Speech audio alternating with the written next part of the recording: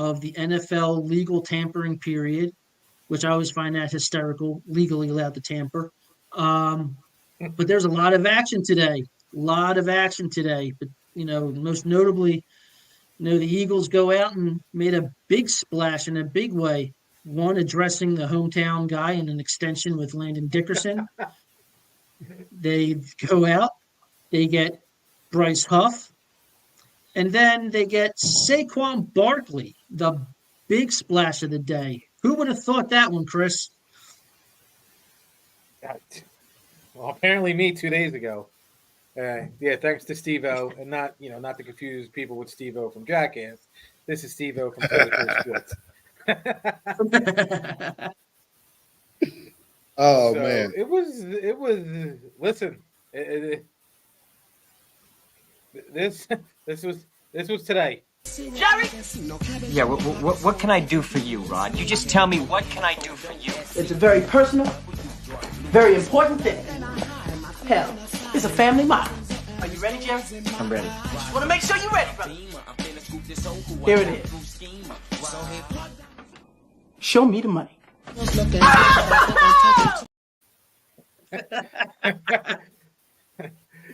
Well, Yeah, that was it definitely was- Saquon Barkley. Yeah, it was a wild day in the NFL today. Yeah, but like you said, notably, obviously we got Steve-O here from Toe to Toe. He's a 4-for-4 guy. Well, if Atlanta had a hockey team, he would root for the Thrashers. they're coming back. They've announced it. Well, they haven't. They're about to announce it. We are getting hockey back in the ATL. Oh, nice. Well, you're 4-for-4. You don't really see, like, other than Philadelphia, you don't see many 4-for-4 people.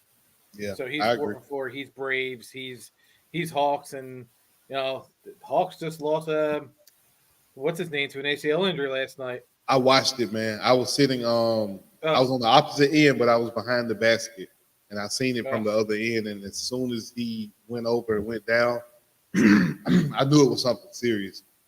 So yeah, I got to watch that live and in person. So. Oh, awesome. Yeah, so and he's a big Braves fan, So, always got to dig at him when we can. We just got to get over that. We get over the hump with the Braves, we just can't get over the hump with the World Series. Yeah, but we brought him on today. Talk about free agency. Obviously, his team made a big splash. Yes. And we were just talking about it before he came on. They signed Kirk Cousins to a 4-year deal. It's really not a bad deal. Kirk Cousins, he's that cool. He puts up stats, but he's legitimately got Bijan Robinson. He's got Drake London. Yeah. He's got Kyle Pitts. And who's your head coach? We went and got Raheem Morris, but I'm more excited about the offensive coordinator, Zach Robinson, coming from the Rams. Okay. Kind of like Sean McVay, kind of coming from that Shanahan tree. Sean McVay, you know what I mean? A lot of zone wide run, play action, pass off the zone. Like I said, I think Kirk Cousins. We were talking. I think Kirk Cousins has always been in systems that fit him. I think he knows he's enough of a veteran that knows the system that fits him, and he knows what's going to work for him and what's not. I think he comes to Atlanta, like you said, looking at the Drake London, the Bijan Robinson, the Tyler Algier, the Kyle Pitts, and just and even then, I think a lot of people are talking about the number 8 pick. Now that you have Cousins, what do you do? Me personally, I get the top wide receiver on the board, and I pray that Marvin Harrison Jr. falls. Me personally. That's what my dream scenario is. Now, will he fall to 7? No, I am not saying fall to 7, but if he falls to 4, you can jump up and go get him. And if he's my guy, I believe in going to get my guy. So I agree. Listen, I think he's a number 1 pick. I know he's not going to be. I think he's that good. Sure. I think he got robbed of the Heisman. I know McDaniels was great this year, but Marvin Harrison. We haven't seen a wide receiver probably that dominant in a while in college. Like it's like they've been good. There's been good receivers, but he was double, triple teamed and still making the plays. And like I said, he falls. He gets past 4. Does Chicago trade the number 1 pick? I don't know. I think they do. I think they do. I think with the market for Fields being as small as it is, I don't know if you do you pass up on the opportunity to get the next Pat Mahomes. I know we don't know if he will be, and we don't probably grade him that way. But if you have the potential in your eyes to say that this guy is the quarterback for my franchise, I can win with this guy for the next 10 to 12, 15 years.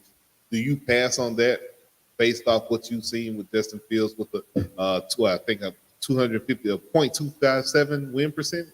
Do you pass on the quarterback and stick with Fields and go with the weapons, or do you have take that chance and get you a generational quarterback? I don't know. It's tough. It's tough.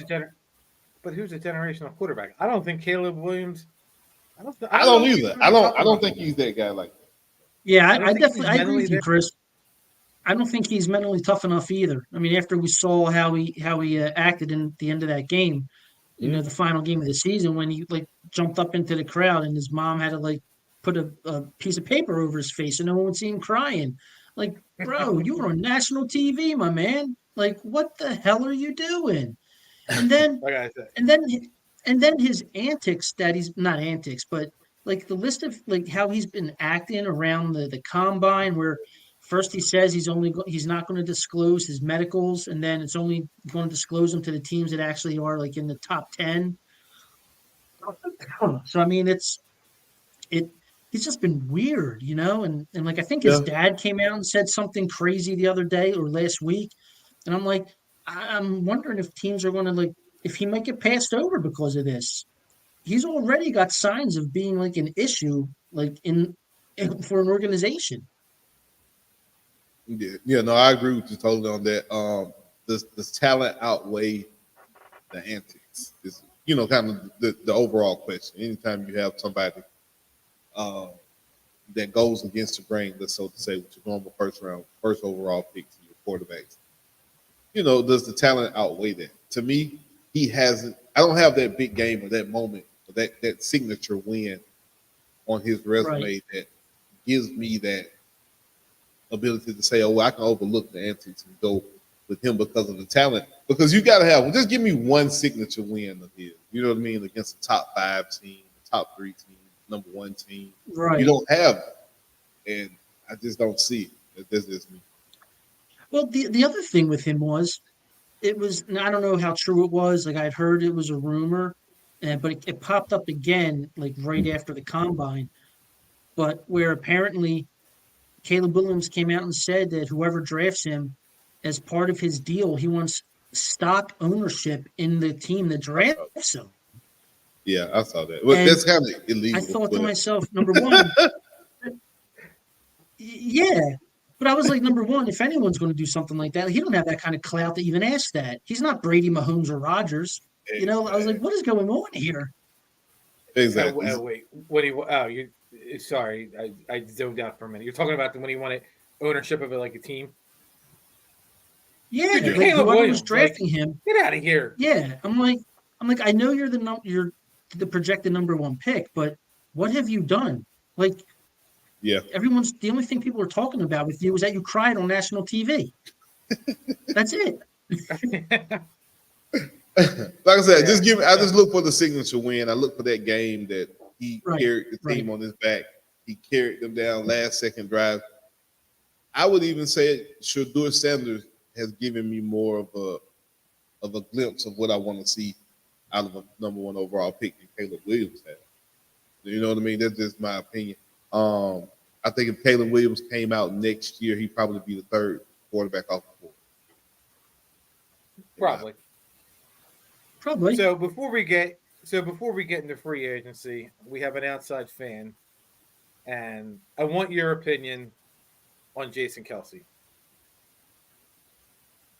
Legend, first ballot, Hall of Famer, great guy, even better guy than a football player. You know what I mean? And that's hard to say because he's probably, in my opinion, I've been watching football.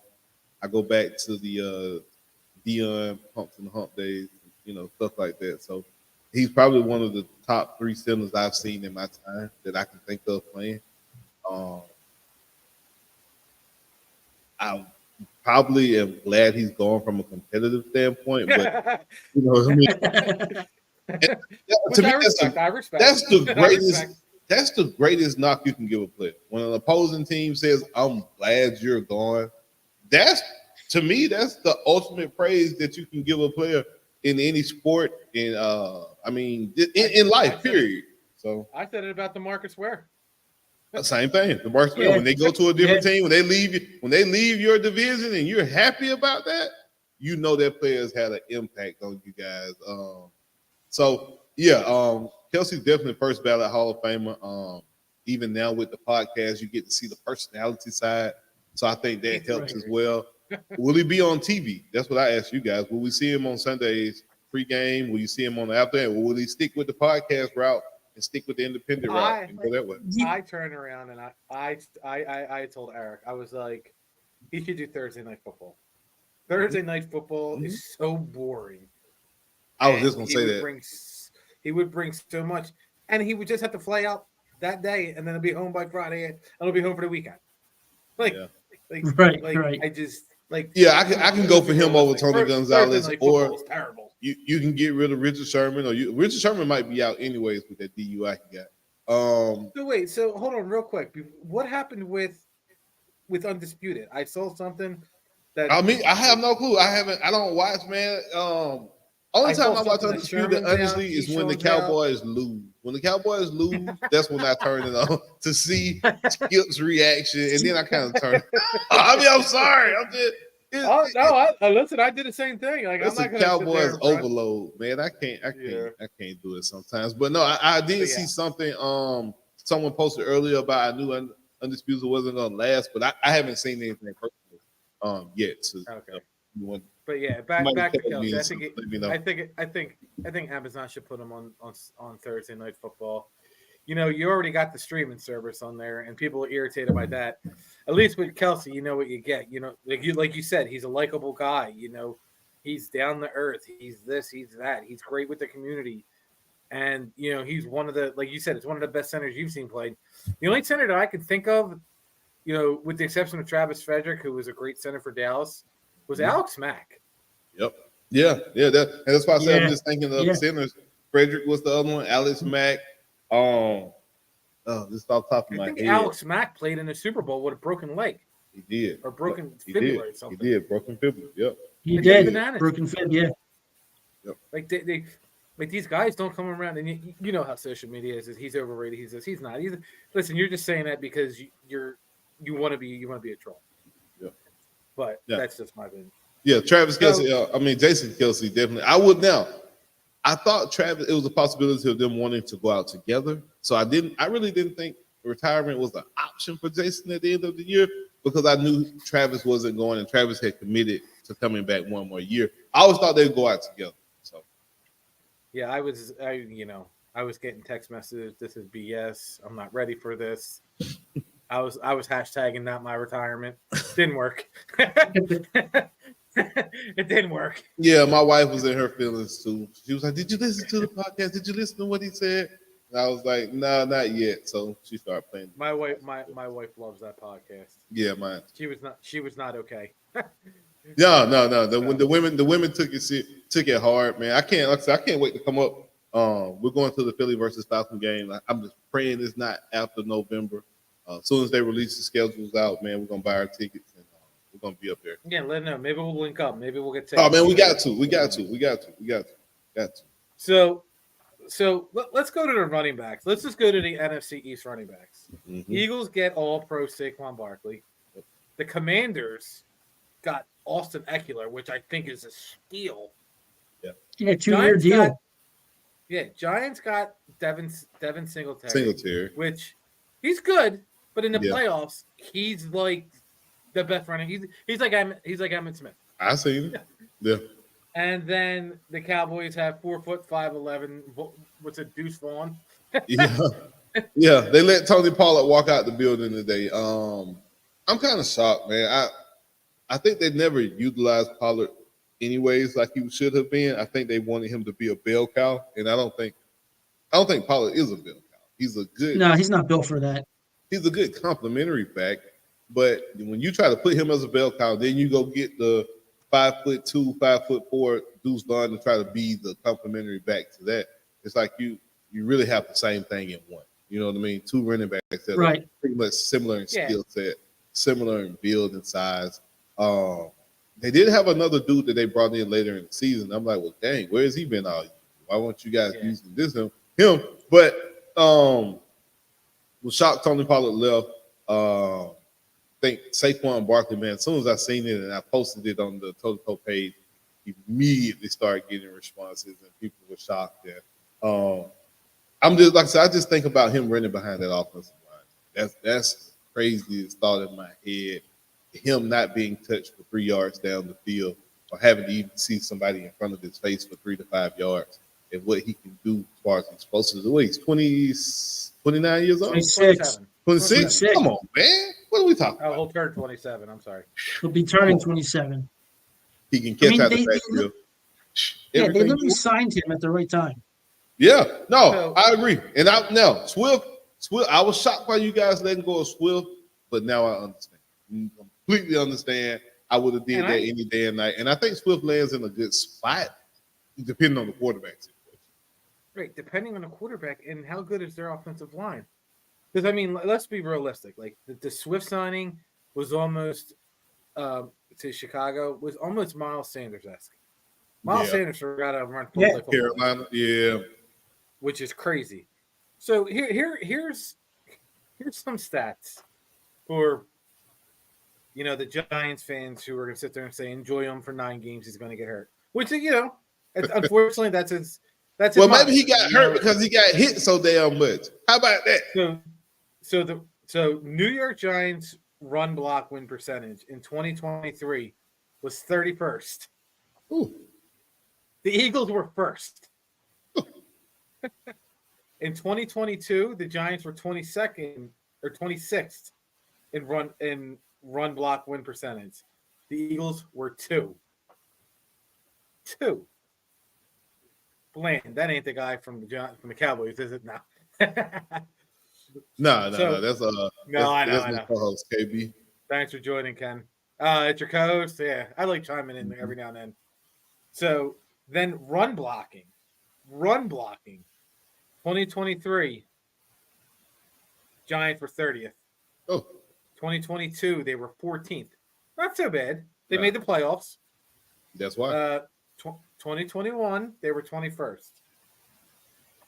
The Eagles were 3, 3, and 5. If they utilize him correctly and he stays healthy, he may have over 2,000 scrimmage yards. I'm not going to rushing yards. I'm going scrimmage yards. Because we all know how Kellen Moore doesn't like to run the ball. But exactly. That's what I was going to say. But Kellen Moore, like when he had that Zeke and when he had him when he first came in as a coordinator, the Cowboys offense was pretty damn good. Like it was a lot of misdirections. There you go. Receivers were in motion. Like this is going to create some mismatches for teams. And if you use Saquon, you don't have to use Jalen Hurts as much as in the run game. In fact, you're going to have to use someone. If you're going to specifically use someone to spy Jalen Hurts, now that's going to leave someone open. Like exactly, like you just said. So I look at it the way I look at that and the whole formula and the whole situation. I don't mind him not running the ball as long as Saquon gets a certain number of touches. Because throwing the ball to Saquon is just as effective as running the ball with him. You know what I mean? He's one of those backs where you can actually throw him a swing pass. He's going to make the first person. It's very rare you see somebody bring Saquon down one-on-one. And then you talk about the run blocking and the winning percentage. So the Giants had the bottom 3 out of the last 5 years, you told me, the bottom where they were in 30th something rank. That means he has a man in his face in the backfield. So now you got your team is 3rd in win percentage. That means if you're not getting touched before you get to the line of scrimmage, that means you have a whole different dynamic when it comes to coming out of the backfield. One-on-one, again, we just said nobody's going to tackle him one-on-one. That first guy is going to miss So, I mean, he's 8 yards. He's probably going to average 4. I would say about 4.5 to 5.5 yards easily. And then you throw him in the screen game as well, man. I feel like Saquon is one of those backs, honestly, like Bijan, man. You have to just feed them the ball as many ways as possible. You got to make them tap their head when they come off the field. If they're not tapping their head when they come off the field, you shouldn't take them off the field. And you should be utilizing them once every 3 plays. So I think this is definitely giving Philly a different dynamic, man. You still got A.J. Brown. You still got Slim Reaper. It's tough. It's tough. If you draft Brock Bowers, I'll just give up. I don't know if they're going to draft that tight end. And listen, I wouldn't be shocked because I told Eric a couple weeks ago. I said, "Listen, I love Dallas Goedert. The dude just can't stay healthy." Yep, I agree. Like, yeah, Goddard's a difference maker. He got to be able to stay on the field though. But if you guys love Bulldogs the way Howie does, bro, there's a defensive back that'll probably be sitting there, Lassiter. If you guys get a chance to look up Amari Lassiter, he's gonna be a beast for somebody. He's just a little bit, I think his 40 time wasn't as high as he wanted, but if you look at his game speed, you can throw that 40 time out. I know you guys love I never looked at that's all. I mean, that's all. I watched the Super Bowl. Yeah, I watch the combine every year. I record it. Like I record certain days and things like that. But that's the one thing that I agree with. I literally do not like the 40 times because to me it's a false narrative. It's a false. It's good at that moment, but you just said it. Look at their game speed. Look at. I mean, didn't we just see last year? Was it DK Metcalf just ran someone down from the other end of the field? Like he's not going to do that in damn 40-yard dash. You know what I mean? So he came out of nowhere and caught this guy. Yeah. So I mean, yeah. So I mean, the 40 is. I mean, it's a novelty. It's fun to watch just to see who's fast. But when it comes down to it, that doesn't matter. I agree. So. I don't know what the hell is going on in Giants land, but I didn't realize Xavier McKinney got drafted in 2020. Yeah. Yeah. And I was me and Eric both wanted him. And then I saw what Green Bay paid for him, and I was like, no. Yeah. But you just changed the safety market. Yeah, yeah, really did. And the safety market is deep too, man. You still got it's a lot of big name safeties out there. I'm gonna tell you who I would like for Philly. What's the dude that left Chicago? Eddie Jackson. That's his name. Yes. I would love him. Yeah, that's a nice veteran to work back there with Blankenship. I wouldn't mind that. Yep.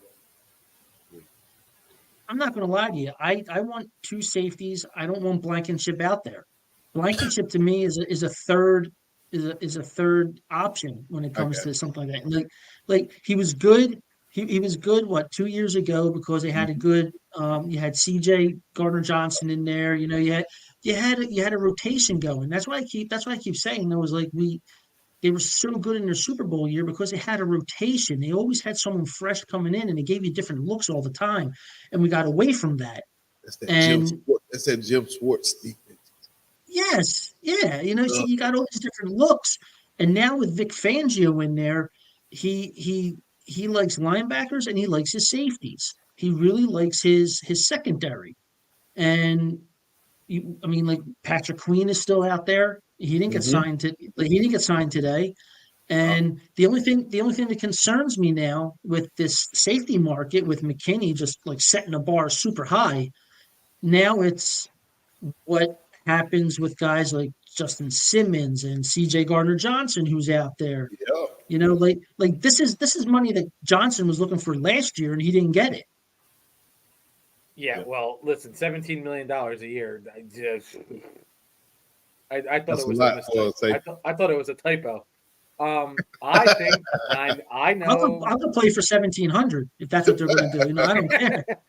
I know Eric's going to hate me when I say this, but I think the Eagles are going to sign CJ Gardner-Johnson. I believe it. I do. I can see that.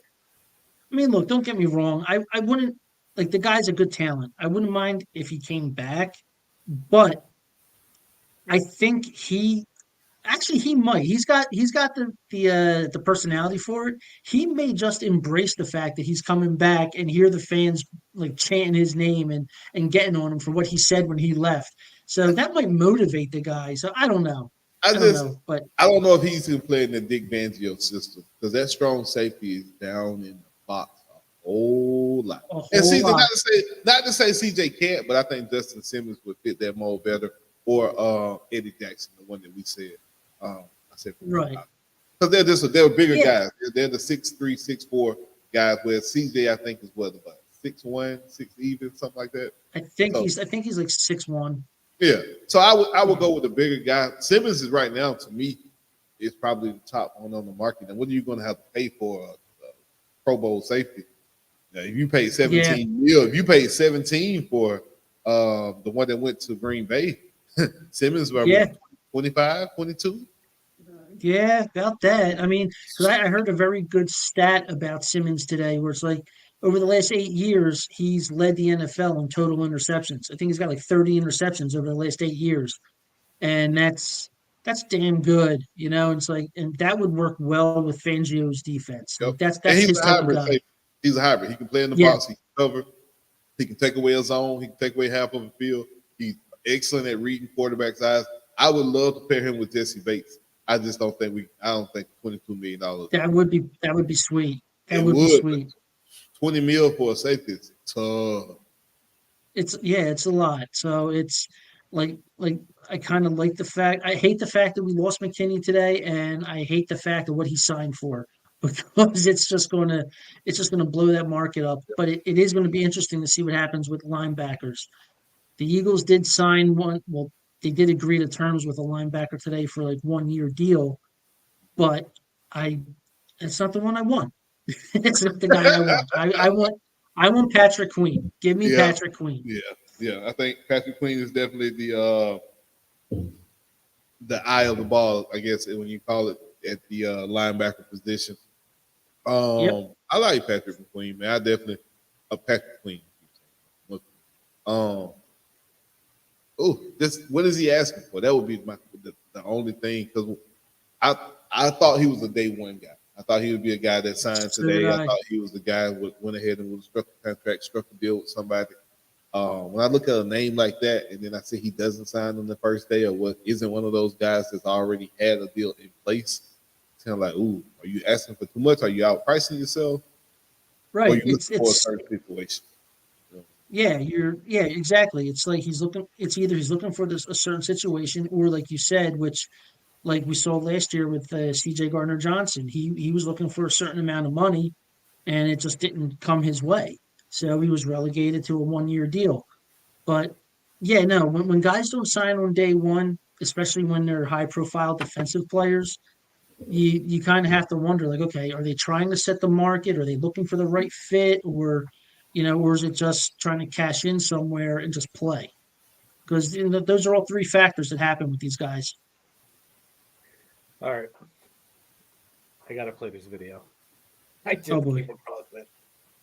Oh god.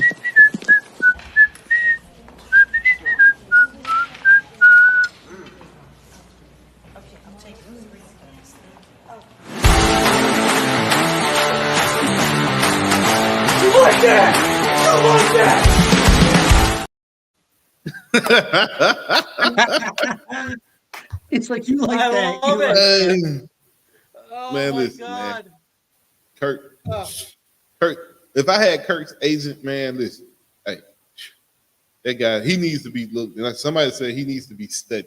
That's true because he's That probably person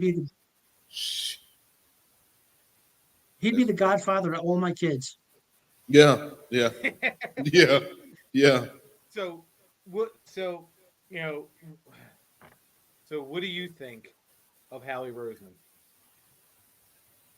Talking about the GM. Yeah, The what do you GM, think Howie of him? Roseman. As a fan of another team. He's like Thanos of GMs, like like Thanos of GM, man. So listen what I'm saying. He's drafted every player I want. They're all Bulldogs, so me, of course, I'm gonna love it. To me, he's made the right move. I was definitely envious of being able to get 2 top 10 picks, trading back, being able to collect the talent, and man, drafting Jalen Carter right after drafting Jordan Davis, N'Kobe Dean, Nolan Smith, Ringo. Come on, man, you know. Come on, man, you know how I feel about how. Dude, I think that Envious. Jalen Carter. I think the Jalen Carter thing was an absolute steal. Absolute steal. And Jalen will be a lot of people down on Jalen at the end of the year. You got to think Georgia Bulldogs came out from just think about his year in the whole. The man played in the national championship. That means he played in the last college game possible. He goes to the draft. He has the rec situation he's dealing with. You got the draft coming up. You got a workout combine. When I say Jalen Carter is going to be so much better in year 2 than he was in year 1, and that's crazy because he was already crazy good. But Jalen just needs time to like adjust his body to the game. Like his first year at UGA, he kind of got tired at the end of the season. You can tell. But year 2 and year 3, lights out. And I think you guys will see that in Philly, man. He has a chip on his shoulder in life. That's the kind of player you want. And I'm not mad at the Bijan pick. I love Bijan Robinson. I just hate how he was used. I hate that head coach, offensive coordinator combination in one.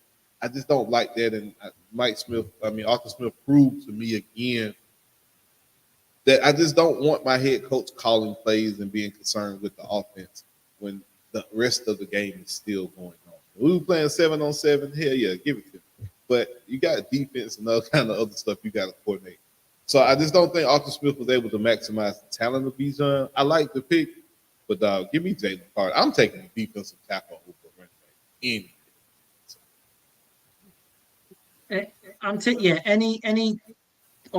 Any lineman player I'm taking, especially anybody any day of the week, because that's how you build your team, quarterback and then the lines. That's how I look at it. I mean, so. Yeah, but yeah, to answer the overall question, man, I rank Howie's definitely one of the top, if the top general manager right now, man. I can't really think of another GM that I would look at. Maybe I don't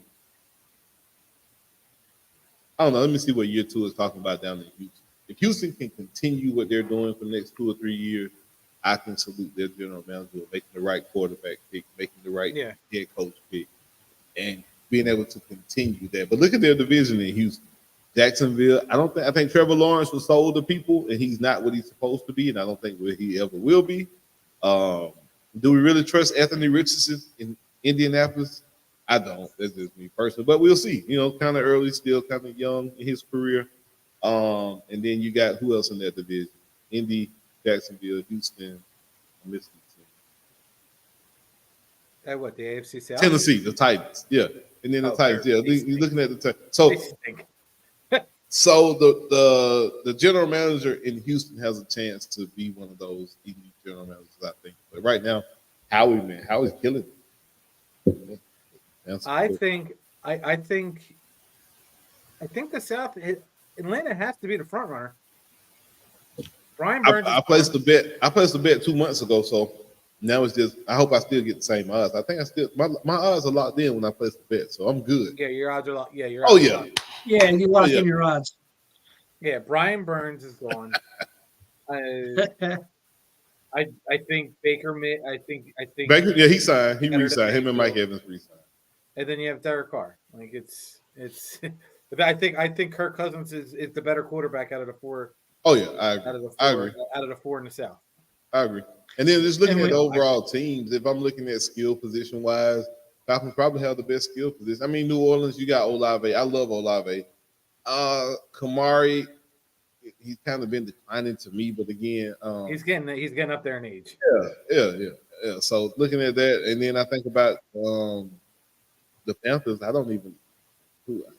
Yeah, Bryce Young and Miles Sanders. That's just what you got.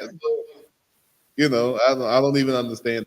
Don't forget Adam Thielen. They have Adam Thielen. That's right. He had a really good season. Like he had a very good season. I drafted him. I picked him up in the free agency on fantasy, and he had a few good games toward the end of the season. He did. Mm-hmm. I'm a big Adam Thielen fan, and I was a little skeptical of him going there at first. I was like, oh man, young quarterback, here we go. But yeah, he was a good surprise. Dude, he had 100 catches and 1,000 yards. I mean, he only averaged 9 catches, 9 yards a catch. But like not He bad got a when lot your of team work is in. trash. Yeah, he got a lot of work in, especially when your So- running back just forgets how to play football. Yeah, he really did. Like, and again, and like I sit there and like, again, I look at it, and if you go back and you think, but go back 10 years, 9 years, and how good Dallas's offensive line is, and then we get DeMarco Murray, who forgets how to run. I almost feel like that's where the Eagles' offensive line is. Like Right. Miles Sanders just couldn't run behind an All-Pro line. You know, what's DeAndre Swift going to do in Chicago? Like, I don't have it. Yeah, I definitely think Get it'll hurt. be a decline. Yeah, man. Because that's grass. They playing on real grass out there too, right? Yeah, yeah. Yeah, that ain't good. yeah. He's like, yeah, no, that ain't good. Y'all know I'm And then, a straight shooter, man. I'm gonna tell you how I see it. Nah, that's not good. I mean, Swift is good. Don't get me wrong, but do you want to go in a situation where you got a rookie quarterback? I mean, don't get me wrong. I like DJ Moore. To me, if you can't trade Fields, I would take the wide receiver Marvin Harrison. That's just me. But I mean, if you hell bent on drafting a quarterback and Caleb Williams is the next Pat Mahomes, then hey, I'll be it. Imagine Yeah, if they but- can't trade Justin Fields and they wind up taking Yeah. Caleb Williams anyway. That's tough. Think about that. That fifth year option costs about what 25 million. You're gonna have a Listen. $25 million backup yeah. QB too. Good. Listen, the Eagles can't be the only one who went through like 3 years of quarterback hell and controversy every single season. I wish it on every single NFL team. I wish it on every single. It's like I wish it you on- don't understand. I Hey, man. understand we got a Super Bowl. But Byron you don't Leftwich. understand what we dealt with. Byron Leftwich, Joey Harrington were my quarterbacks in back-to-back seasons for 3 years. So you ain't got to tell me. With Joey Harrington. Yeah, the Falcons had Joey Harrington. So yeah. I'd rather, listen, would have had Chris Chandler that year than Joey Harrington. Wait, Jesus real quick, I Christ. want I to. did not know quarterback, Joey you know. Harrington was on the Falcons. yeah. Yeah, like real quick, I want to throw a curveball in here real quick. How about Russell Wilson going to Pittsburgh Hmm. on that? Ah, man, I don't know how to feel On a about $1 it. million deal. Yeah, no, Steelers got an the money. absolute steal. Steal I mean, the Steelers look got. at listen to this. He's literally getting. I think it's like a $5 million deal. Is that what it was? Something like that. That's tough, But the yeah. Broncos Two. 1.2. So and now the Broncos owe Broncos. all that money. Yeah, they're paying Russell Wilson this year $38 million to go be playing for the Steelers, and that Good. you're right. That is an absolute steal because I know they brought him in there to try and help mentor Kenny Pickett, but what if he comes in and he takes Pickett's job? I predict that. I do feel like That could very well happen. He's going to win that. I believe. I don't think Pittsburgh is a bad location. Far as No. Russ and just looking at some of the players that they have, I just think they need a better coordinator than Matt Campbell. I don't think he. I agree with that. Definitely an issue. 100% agree with that. And then you turn around and then Kenny Pickett as well was definitely part of the issue. It's like their offense was played 20 yards in the.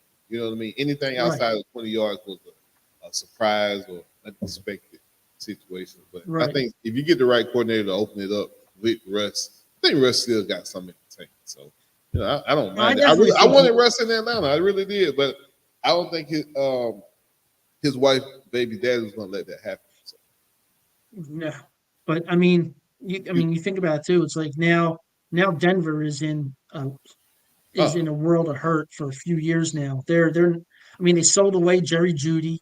Yep. they sent him packing to Cleveland. Yep. And I mean, Simmons and look is at that gone. wide receiver. Yeah.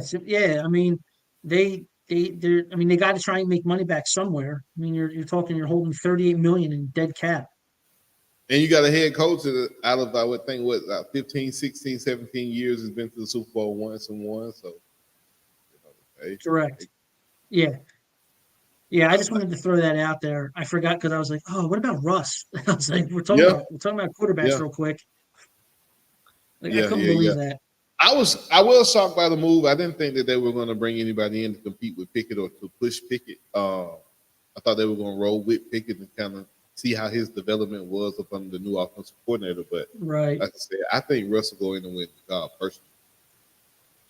Yeah, I mean, I honestly believe that it was a move to come in, and help the young kid out. But like I said, at the same time, if that kid, if Pickett shows any signs of, he's not getting it, they're going to make that switch real fast. And with Deontay Johnson and Carl Pickens, I can see Russ having a field day. Yep. And then they still got the big tight end, Darnell Washington from Georgia. They still got Freiermuth, that tight end as well. The field, that's it. Najee Harris. You got Najee Ward, Harris. this guy in the backfield, the other running back, Ward.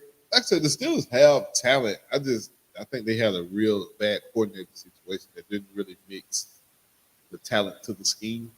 He wasn't able to really scheme those guys open and put them in the best position. So We know that all too well here. and I meant to say that earlier. We were talking about the offensive line and what Jalen Hurts and how that translates for you guys with Jason Kelce being gone. I don't think that's been the issue or going to be the problem. Can your offensive coordinator get in a rhythm? It's like you guys never got in rhythm all year. Right. It was like you would be getting something going one drive and you'll go away from it completely. So Yeah, that was the thing that was so maddening about all of it. Like they would show signs of life and then they just crap out. Just Yep. literally crap out. It's like they're sputtering going up a hill. So let's see. The Patriots signed Jalen Reagor and Jacoby Brissett. oh wow. Jacoby Brissett's their new quarterback, huh? Oh, wow. Okay, so they're definitely going to draft a quarterback at 3. So they still signed they signed a nobody at wide receiver. Okay. Jordan Jalen Hicks Reagor. signed with the Browns. Saw that.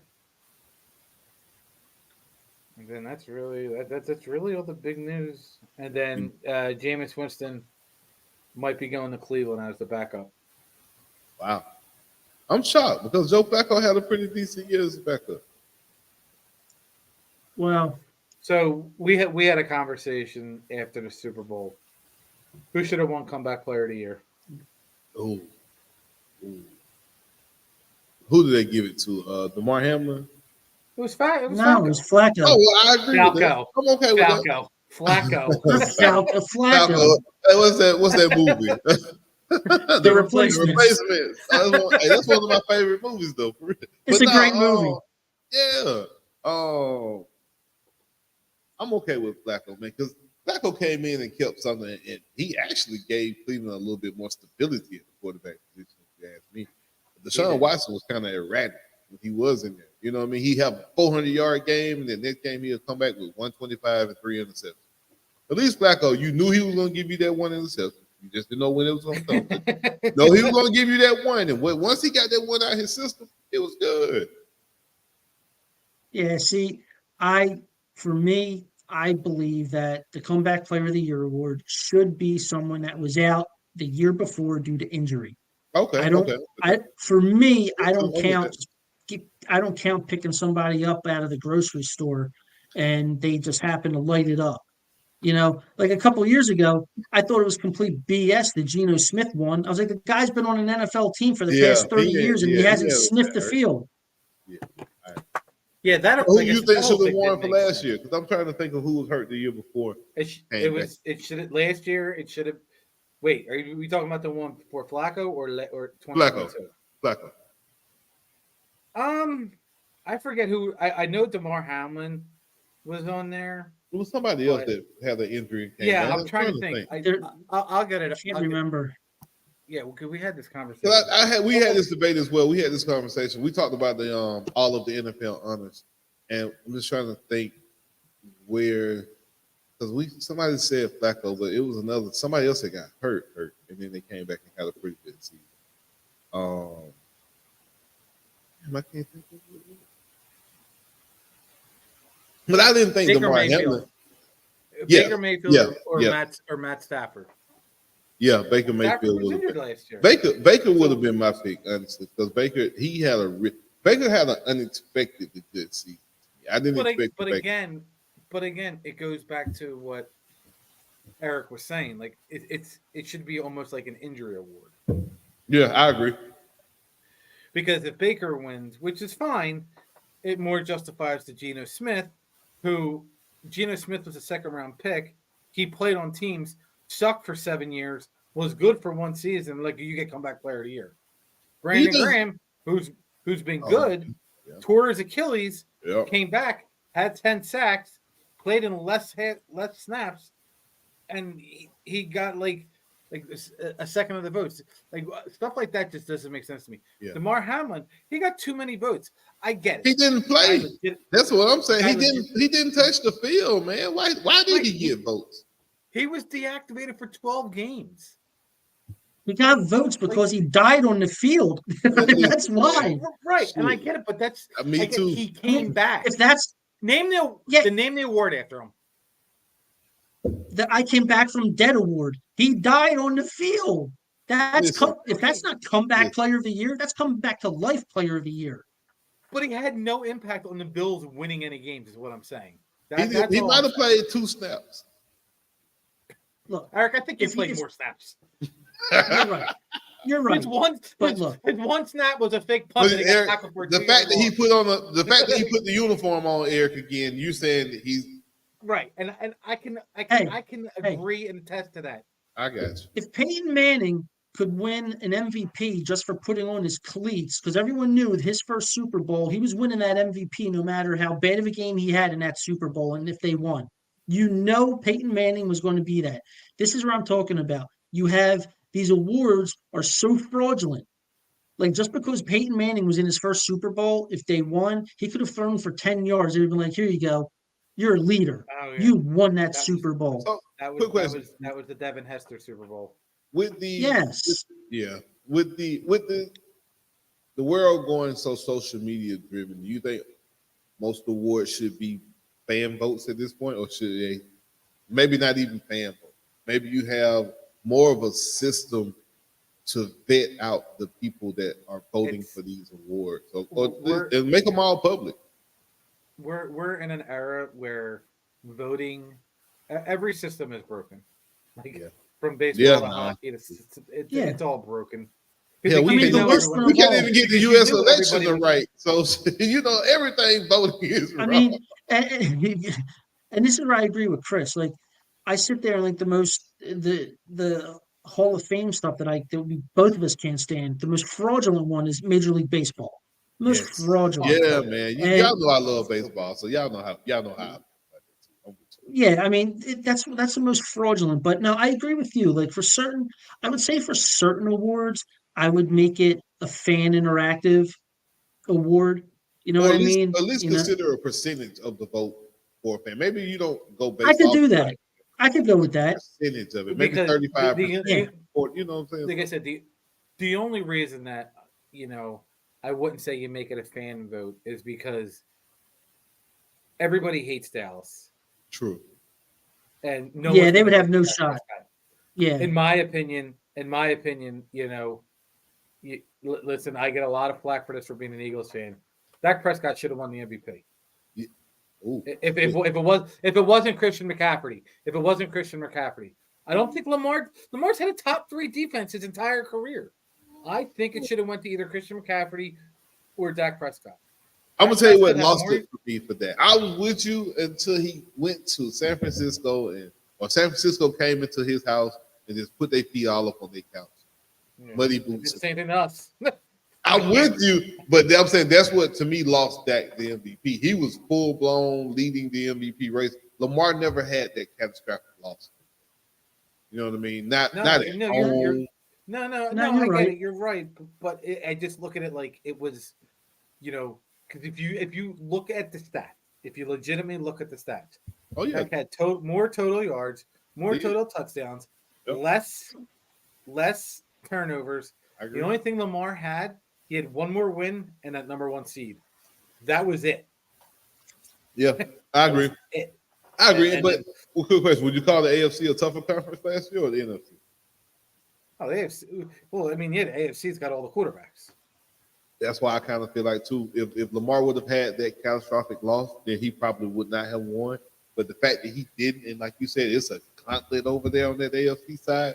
Not to say that Dak didn't go through one well, but if you compare the two conferences, I think Lamar playing in the AFC, being the number one seed over a Pat Mahomes, over Justin Herbert, Burrow, whoever else you want to name, I think Right, that and kind that's- of gave him the edge. That's kind of like what But again, if Dallas doesn't lose that game the way they lose it, he probably wins. But when you get blown out like that, that's tough. If you lose it by a field goal, something like that, late touchdown, cool. But to wet the bed like that for 3 quarters and then put up 300 yards in the fourth, that ain't gonna do it. I hate that stat.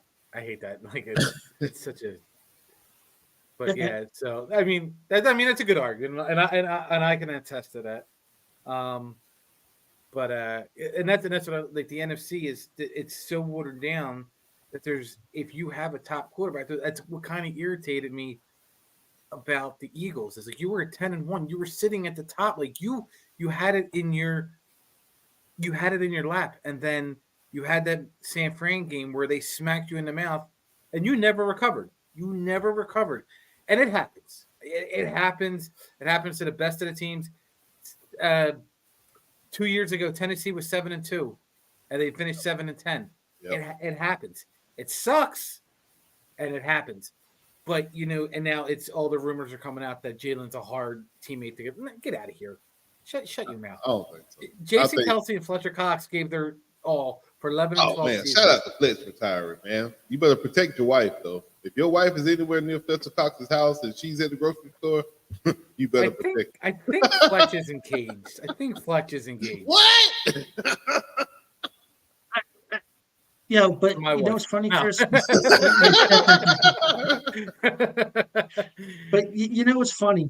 You brought up, how all of a sudden there's all these stories about how Jalen Hurts is a bad teammate. He's not a great leader.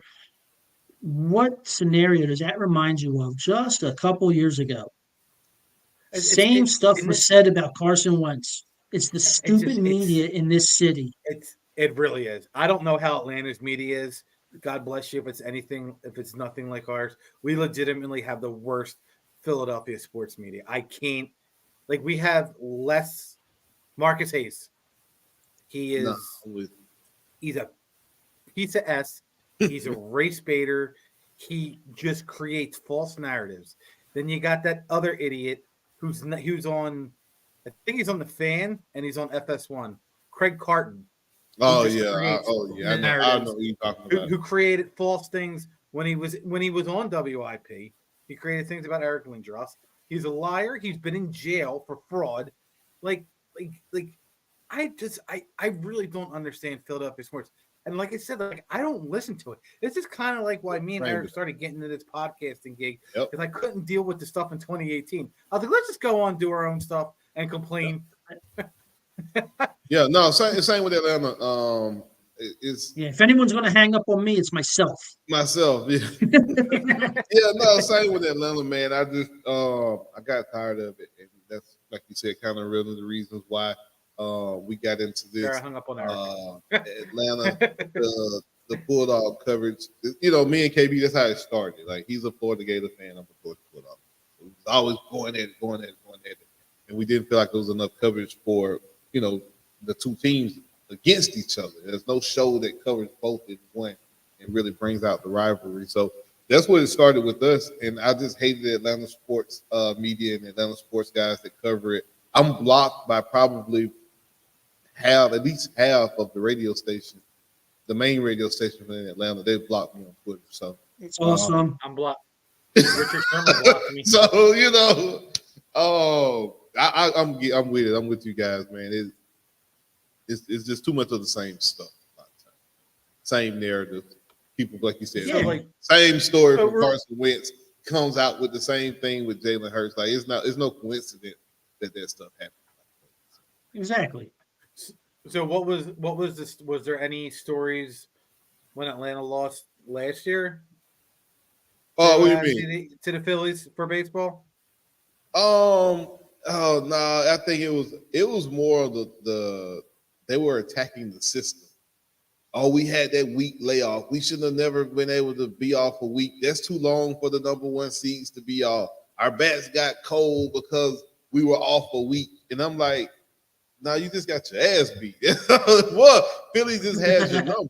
You know what I mean? Philly had our number darn near the whole regular season. I think we split games pretty much down the middle all regular season. So I didn't want to face you guys. I kind of knew that you guys were in the Braves' head already.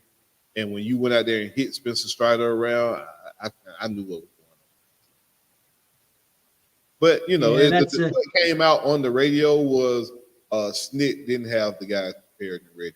Brian Snitker was taking the scapegoat pretty much. Brian Snitker and Max Fried. Gotcha. So that was and Morton was hurt, right? Yep. Yeah. That's rough. Yeah. I mean, why the Braves have put all their baskets in old ass Chris Sale, I don't know. But hey, if you can get him to September, high reward. if you can get him to September, cool. But I mean, you got to get him there. Yeah. But Spencer Strider, he has added a new pitch. When I say he's added this curveball, and I can't wait to opening day against y'all so you can see it. Oh my God. There was like a video of it was like, and Spencer Strider added a new curveball and they showed it, and then it shows Nick Castellanos hitting the broke. You gotta be. I'm here. I'm actually waiting to see this pitch drop. I wasn't expecting it to be a Nick Castellanos home run. I was like, all right, cool. I'm a baseball guy. I love baseball. And I was like, oh, this is awesome. Like, straight, just a straight home run shot. You gotta be kidding me. This is a mish. So I got one more video to play since it is a free agency. How everyone is going to be come. What time is it on Wednesday? Legal? Is it like noon? What time it kicks off? It's at noon. Yeah. Oh, the previous day. Yeah. Yes. Who's everyone's going to be? Here comes the money. Here we go. Money talk. Here comes the money. Money. Dollar. Ching. Do y'all know WWE stock has went up tremendously since that Vince McMahon scandal? Oh, That's yeah. crazy. That's crazy. I wish I had the money to get into it. Yeah, the buy-in for WWE stock. Yeah, it's crazy. I have like a tenth of a Bitcoin. I have like a tenth. Like your stock. Don't worry. It's up to $72,000. I have 33 cents. Just let that interest grow. All right, so give us your Twitter handles and everything else. Oh man, everything is at Toe to Toe Sports. Make sure you guys follow us on Facebook. We even got the TikTok we just started as well. YouTube, the channel is Toe to Toe Sports 360. The link is definitely in the bio on all the pages, so you guys can reach us. We're on Sunday mornings at 11:30 a.m. Eastern. And as Kenny said, go Raiders. Man, he needs to stop. Now, quick question: what if Justin Fields goes to the Raiders? What are you gonna? They gave all that. They gave what? $15 million to Minshew. Oh damn, they did in there. You right. Yeah. Minshew got and he's going to beat out O'Connell. He's going to beat out Aiden O'Connell. So it's going to be Gardner Mania, Minshew Mania, running wild in Los Angeles Vegas. or Oakland. Now they're in Vegas. That's right. They're Vegas. Yeah, because we're going. So the Falcons play the Raiders in Vegas. So I have that trip as well to make this year. So I got a couple of trips to make, man. I'm going on a road trip with the Falcons. So I'll be in Eagles. I'll be at the Philly game if it's before November. If it's after December, I told my wife I'm not. You don't like cold games.